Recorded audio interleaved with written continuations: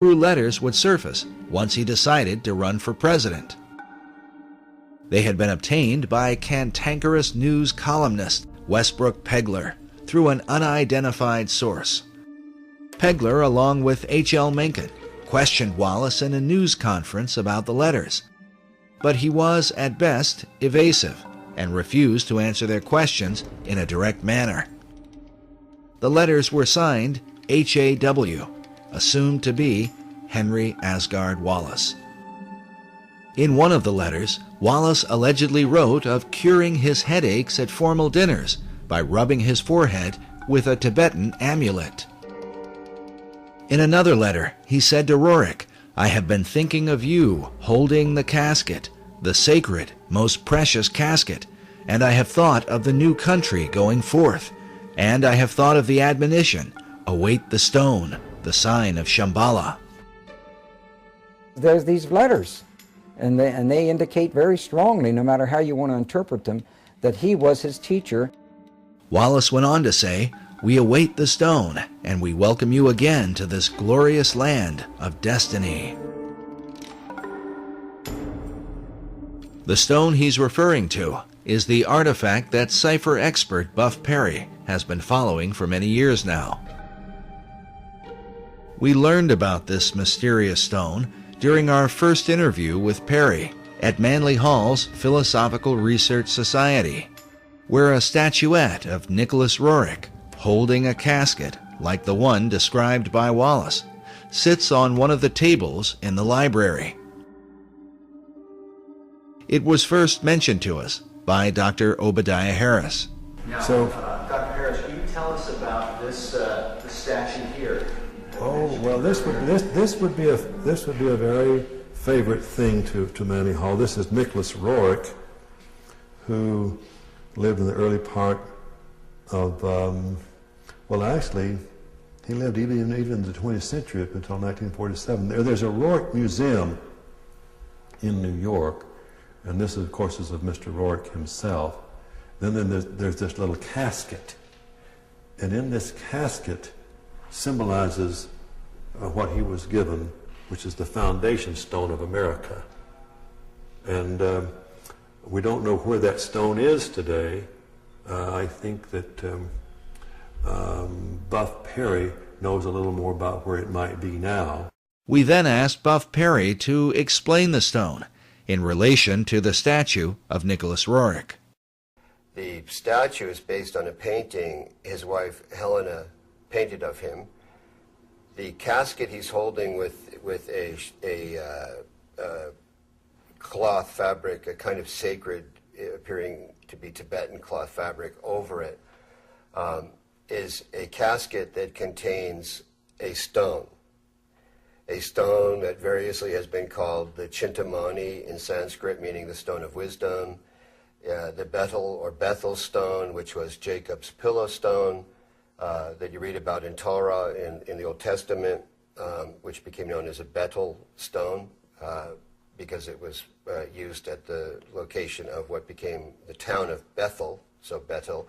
So this stone has an incredible history to it that has only recently really surfaced in terms of how it ended up in the hands of Nicholas Roerich, where it came from. There can be no question that this stone in the casket consumed Roerich through the latter part of his life. His paintings are filled with the repeated imagery of it. And here you have a man delivering that casket up again. It appears in, it seems like almost all of Roerich's paintings. These are supposed to be his family and ascendant masters carrying the Rothenberg casket in which that stone was kept. Roerich called the stone the treasure of the world. Even his wife, Helena, is pictured in this portrait, which hangs in the Roerich Museum, with the casket resting next to her, something she and her husband had received under mysterious circumstances in 1923. Everything changed once they received this. But why would this artifact be of interest to FDR's vice president, Henry Wallace? And how could it relate to the design of the Great Seal on the dollar bill? As Buff mentioned earlier, the stone is said to be the pillow stone of Jacob, upon which he had his dream of a ladder that stretched from earth to heaven, with the angels of God ascending and descending on it. The ladder itself is a recurring symbol in secret societies, especially Freemasonry. Master Mason Albert Pike wrote extensively of Jacob's ladder in his book, Morals and Dogma, and even suggests that Jacob's ladder may in fact have been a pyramid.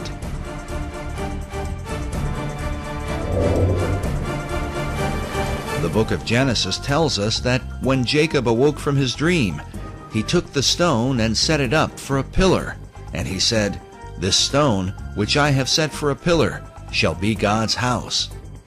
As a result, some have come to believe that God, or the power of God, resides in the stone itself.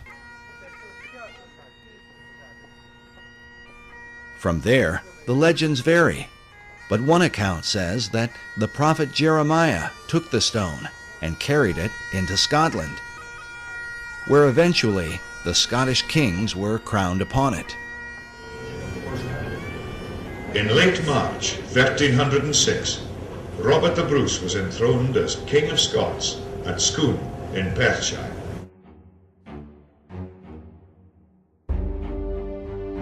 An old Scottish poem says, "Except old seers do feign, and wizard wits be blind, the Scots in place must reign, where they this stone shall find."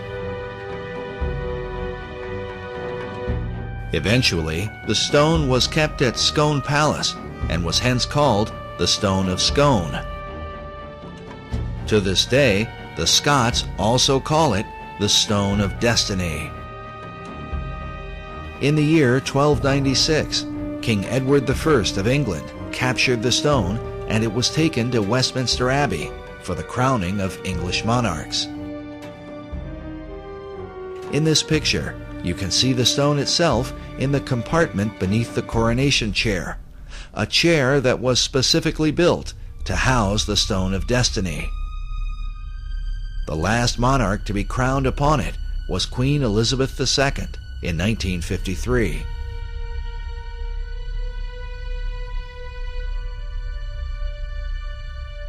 But in 1997, the English supposedly returned the ancient stone to the Scots, with the understanding that the future monarchs of England would continue to be crowned upon it. Today, the stone is said to be housed inside Edinburgh Castle in Scotland.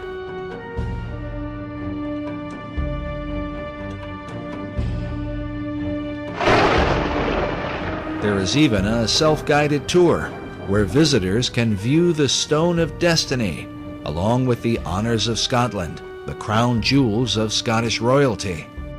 According to the tour guide we spoke with while there, this is the legendary stone. But if this is true, then how could the stone have ended up inside a casket in the hands of Nicholas Roerich? The answer, given by Buff Perry and others, is that the stone currently at Edinburgh is a fake. The Stone of Scone, because the one that's actually in Edinburgh Castle is a fake, and most Scots know it. Because once the English came and stole it once, they were never going to be stolen again. So the one that's actually in the castle is not real. Others, like Alex Salmond, the First Minister of Scotland, claim that the stone taken by the English king in 1296 was a fake, and that the real stone was somehow hidden away secretly by the Scots.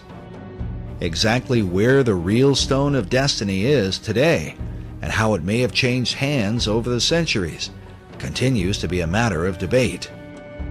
Nevertheless, its importance is recognized by nearly all occult societies in the world today. It is the foundation stone of all history. It's also called the Philosopher's Stone. It has the lapis exilis in the Grail literature cycles that came out of Chrétien de Troyes and Wolfram von Eschenbach. Wolfram von Eschenbach writes in Parsifal that the stone is called the Grail. While the Holy Grail is traditionally thought of as the cup of Christ, those involved in secret societies believe that the original and oldest form of the Grail is the Stone of Destiny, written of by Wolfram von Eschenbach in his Grail legend, Parsifal. And he calls it lapis exilis, which is a way of saying the exiled or wandering stone. He does that because of the history known in Freemasonry and in the secret societies of this stone's movement around here and there, and where it would be would indicate the importance of that place. The stone, mentioned in Eschenbach's Grail legend, is a green stone that some believe is similar to a type of meteorite known as moldavite. This description is said to have been confirmed by Nicholas Roerich while he claimed to have the stone in his possession. The secret societies believe that this stone, that supposedly fell from heaven, empowers that person or place of its location. And it has to do with the secret history of America and why that stone arrived here, who brought it. As we showed earlier, Dr. Obadiah Harris referred to it as the foundation stone of America. What is the significance of the foundation stone of America? Well, the foundation stone is really about what America is about, and also what England seems to be about. And so it's really, it implies the great mysteries that was contained in the great mystery schools and of those who had this vision. Was it this mystery school vision that guided FDR and his fellow Mason, Henry Wallace, as they set the all-seeing eye of the great architect on the back of the dollar bill? When one considers the repeated use of the word destiny by Manly Hall, who wrote of the secret destiny of America, along with FDR, who had knowledge of Hall's library and who said that Americans had a rendezvous with destiny. And then Henry Wallace, who referred to America itself as the land of destiny. It only makes sense that such men would have taken an interest in the stone of destiny. That Henry Wallace had an interest in seeking the Holy Grail is proven by the letters he wrote to Nicholas Roerich. As a Freemason, he would have seen an occult connection with America, since the Stone of Destiny is said to have come from heaven to earth, from the dog star Sirius. Known as the brightest star in the heavens, Sirius is an important key to understanding the stone and what the secret societies intend for the destiny of America. When the United States was founded, the architecture of Washington, D.C. was designed in alignment with the rising of Sirius in the east. July 4th, Independence Day, is the day when the sun is in conjunction with this star, said to be 23 times more powerful than the sun itself. Also consider that Sirius is the blazing star or pentagram used in Masonic lodges. But as this mystical symbol relates to the dollar bill, we read that the famous emblem of the all-seeing eye, seen hovering above the unfinished pyramid, is a depiction of the Eye of Sirius and is a common motif found throughout Masonic lore.